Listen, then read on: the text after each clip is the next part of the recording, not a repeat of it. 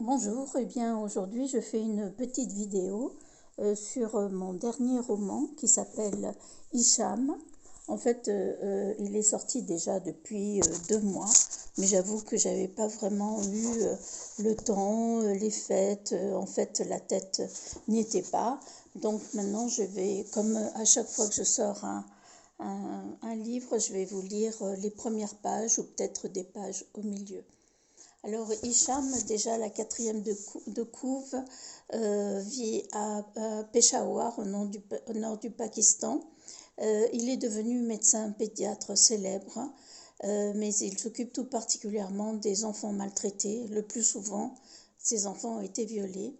Avec sa femme, il leur redonne de l'espoir en leur racontant ou en faisant en sorte de compenser son enfance qui a elle-même été maltraitée et violée. Voilà, je m'appelle Hicham, je vis à Peshawar, au nord-ouest du Pakistan, non loin de l'Afghanistan. Ce matin, je suis allée à notre centre d'accueil des enfants des rues.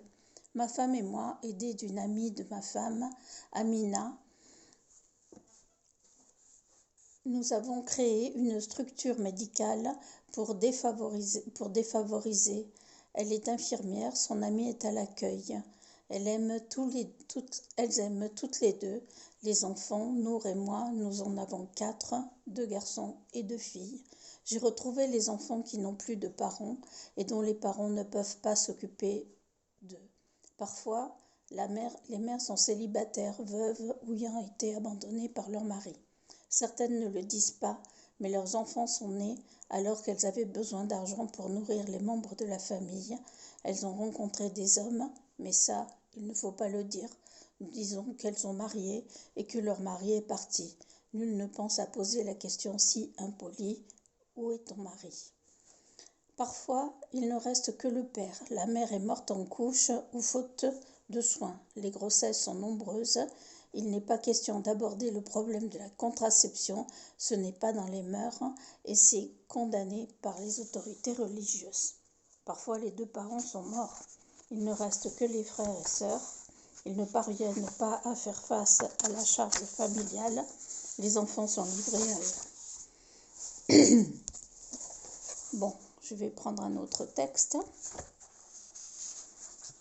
Imran est intarissable. Imran, c'est son meilleur ami sur le sujet, son histoire d'amour. Mon histoire d'amour le passionnait. C'était devenu son histoire, sa mission.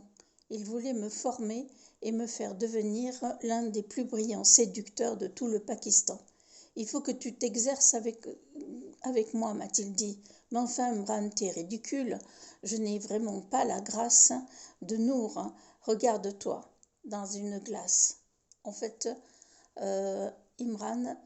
Hicham veut séduire sa future épouse Nour et Imran l'aide et Imran fait semblant d'être une femme. J'étais mi-énervée et mi-amusée. Je l'observais faire des mimiques. Il imitait une actrice de cinéma qui joue l'effarouchée. Ah, arrête de me faire rire. Je n'arrive vraiment pas à me mettre dans le bain. Mais si, regarde. Et je l'ai vu se trémousser avec exagération. Il tortillait son fessier comme une pakistanaise de mauvaise vue. Bon, là je suis tombée sur des passages un peu plus sympas. Donc là, Hicham nous dit qu'il reprend l'écriture parce qu'il n'arrivait plus à se confesser. Je reprends l'écriture de mon histoire. Et si je refuse de penser à Bilal c'est son pédophile, et aux autres événements de mon enfance, une immense tristesse m'envahit, bien malgré moi. En écrivant, j'ai la sensation de donner mes souffrances à la feuille qui reçoit mon histoire. Je me libère en le faisant. Il faut que je continue ce récit. Je serai soulagée de le transmettre. Du moins, c'est ce que j'espère. Voilà.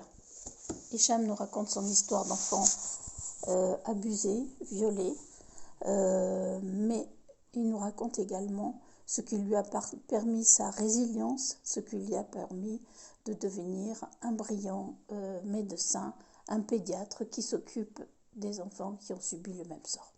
J'espère que vous allez bien et puis Je vous rappelle, mais vous le savez déjà, que tous mes romans sont à vendre sur les librairies en ligne, Amazon, la Fnac, BOD, enfin Cultura ou je ne sais plus trop quoi d'autre. Je vous souhaite bonne lecture et j'espère surtout que vous allez très bien. À bientôt.